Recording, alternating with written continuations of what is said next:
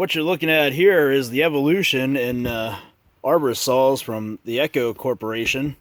This is an old 280E top-handled saw. You can see this one goes back quite a ways. You got your choke lever there, air filter in the front, fuel tank right here, bar oil in the back, the old aluminum handle, the toggle switch for the on off, spark plug in the back, and that is not a loop to hang your rope from or hook your rope on. That is actually the spark plug wire.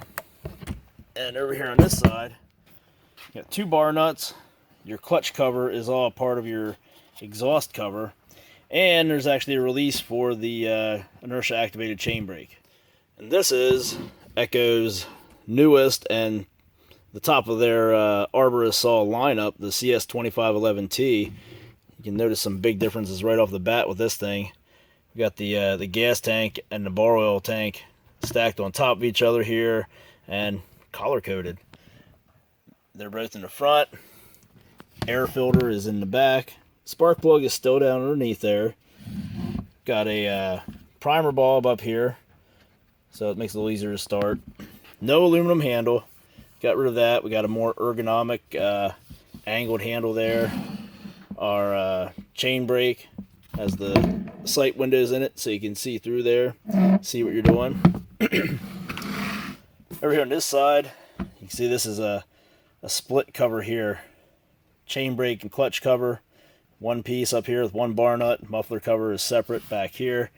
Choke is over here on this side, and as we said, the air filter is right inside here. We even got the flip down hook here, so if you want to, attach it to your belt or your ropes, whatever, you got that ability to do that built right in. The slide style on off switch up there. So a lot of big differences here in the way this is designed, and it's much smaller. We can fit this thing right in the palm of our hand, no problem. That's all the bigger this thing is. Look at that. That's my hand going over top of this thing. Compared to the old CS280E, where it took a little bit more effort to maneuver that one around compared to this little guy here. And the crazy thing about it is the way this is built, this actually has a bit more power than this 280E, and we'll get into all that here in a little bit. But yeah, you can see the Echo top-handled saws have really come a long way since back in the day. Now, don't get me wrong, the old 280E still starts and runs, and we use it a good bit. But this little thing here is just so lightweight, so easy to use. It doesn't wear you out, if you're cutting overhead. Easy to get in and out of tight spots, real quick for limbing and just trimming down stuff. Another really cool feature is this handle here is actually a tool that can be used. You can pull that around there, and you can fit that in the opening in your caps to use that to help open up the cap for your bar oil and your fuel tank. And you can see there that they are both indicated very well, which is which. So here we got the clutch cover removed on the CS280E. You can see it's just sheet metal in there. That's it. Clutch for your chain right here. The brake is built into the inside of this part. We got the big washer on there, keeps the chain from jumping off. Pretty simple design, pretty straightforward. In here is your tensioner for your chain to adjust it. Then we go to this new setup on the CS2511T, and you can see you got the clutch on the outside, the drum on the inside, and this is your clutch cover. Chain brake built into it with a bit of a guard here to keep the chain, from flying back into the muffler if something does happen. Your tensioner is built into this cover, and then there's the release for your chain brake, which goes up into the handle here, and that's how the handle operates that to release it. So the big thing here to take away from this is the fact that you can see the clutch is facing out. You got your drum and then the chain riding out here on the old CS280E. On here you have the drum on the outside facing in. Your sprocket's on the inside. So a lot of people don't realize it, but that is actually a huge advantage. Why, you ask? Because you can see on the old CS280 E right here, you've got your spikes here, you know, the side of your engine, and you got this gap. That's because you got your clutch there, so you got that gap. Your chain is actually out further from your engine. Here, because your clutch is facing the inside, the sprocket's on the inside, your chain sits much closer to your engine now, which means your bar is closer to the center of the saw, which makes it more maneuverable because it's not as wide. You can see there, looking at that one, the CS280E, not only because of the recoil housing, but just overall, it's just a lot wider because it's got that bar to the outside, where this one, nice and slimmed down.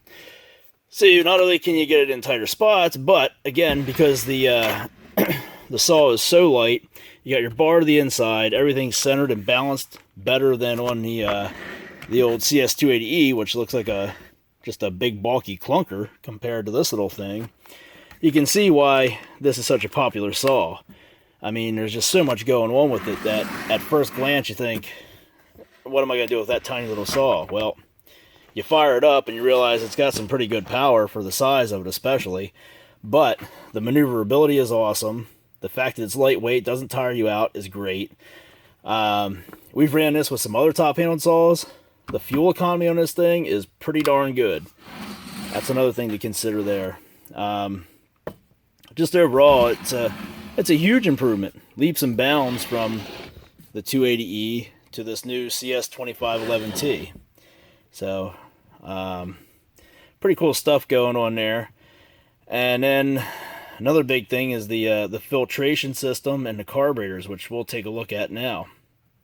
All right, here's the carburetor area on the CS280E. You can see the fuel tank down here, fuel sloshing around. Carburetor back here, and it uses this big old air filter in there. Oops, probably goes like that, I guess. And that's the setup for this. I mean, back in the day, you know, that was pretty good for its time. Now, this is the carburetor on the CS2511T. You can see it's definitely a different setup than what was on the old CS280. And it's a whole lot better filtration system, too. You've got this port right down in here, which is a little tough to see right there at the bottom. You got that port there. That's where your air comes in through at. It filters out the big chunks, which get thrown back out, so you get a bit cleaner air coming in here. Your air filter lasts longer. And speaking of the air filter, this is it here. You just twist it to lock it on there. Filters the back side here and on the front side too, so it'll last you a while. You can see it filters a lot down in there. A little bit of fuel spit back there because we don't have a spit back plate on it, but you know, the air filter still is going to last you quite a long time.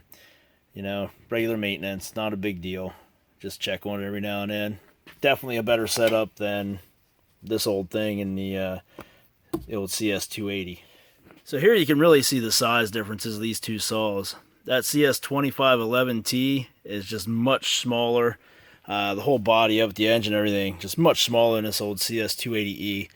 You can see it sits down lower. It's shorter. Height-wise, body is a little bit shorter than the old CS280E, and it's definitely not as wide as the old CS280. In fact, you can put that thing, see that? You can actually stick this whole CS2511T inside the shadow of that CS280E, and it's still well within inside this recoil housing here, the outside of it. So definitely a much smaller saw. So that's going to be a huge advantage if you're using one of these. You know, if you still got one of these old saws and it runs, that's great. Like I said, we still use this one from time to time, but if you're using it pretty often, this is definitely the way to go. If you're using it every day and you know, you're trimming trees for a living, you should definitely be checking one of these out. If you're a carver, this is going to be great for doing carving. You're going to be able to, you know, maneuver this thing around pretty well, and you're not going to get tired from just waving it around and doing what you got to do. If you haven't ran one of these yet, if you get the opportunity, definitely try it out. It's pretty impressive the amount of power they're cranking out of this little saw. You know, a lot of people see it and they're like, well, what the heck's this thing, a toy? And then they start it up and they try it and they're impressed. Usually, actually, it doesn't even take that long. Once they pick it up, they're just like, wow, that is light. You know, and they're just impressed by the size of it. But you fire that thing up and you cut through a couple limbs and you're going to be impressed even more.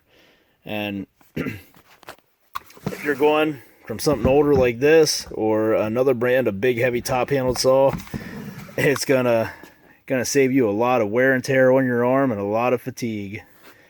So again, these new products from Echo that are marked with the X, that's their Xseries.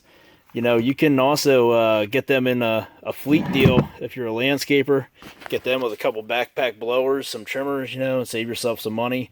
They give you a discount on that. You know, if you hit a certain dollar amount, you get money off. You can also, I believe you can also put some Red Armor oil and stuff like that into the package deal.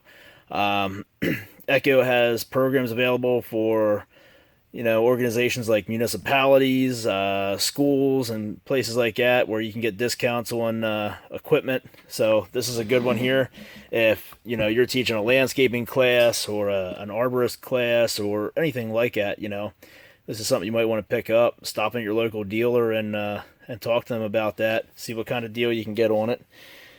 This one, again, like we said, had the 12-inch bar. You can get that with a 14 too. It definitely has enough power for the 12 and the 14, so not a whole lot to worry about there. You're not going to be overdoing it. Really just a good all-around saw. Worth the time to check one out, and if you can get one as a demo or you know, your dealer's having some kind of event where they're letting you come and test out equipment, take advantage of it. Just give it a try. You know, even if you're not in the market to buy one, check it out, just because it's amazing the technology that's going into this stuff and how we've gone from a big old bulky top handle saw like this that we thought years ago was, you know, great because we didn't have to try to hold a big old heavy chainsaw up there to trim limbs, and now we've got this, you know, a lot smaller but more power. It's crazy. You know, that's the evolution of the chainsaws and the small engine industry. Can't say enough about how far we've come in the past couple years, let alone the past couple decades. You know, huge changes, and the technology and the advancements we make.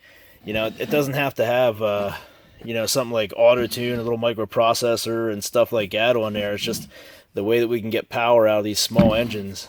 You know, and make the modifications inside them to keep getting more power out of them, make them run more efficient is just, it's amazing.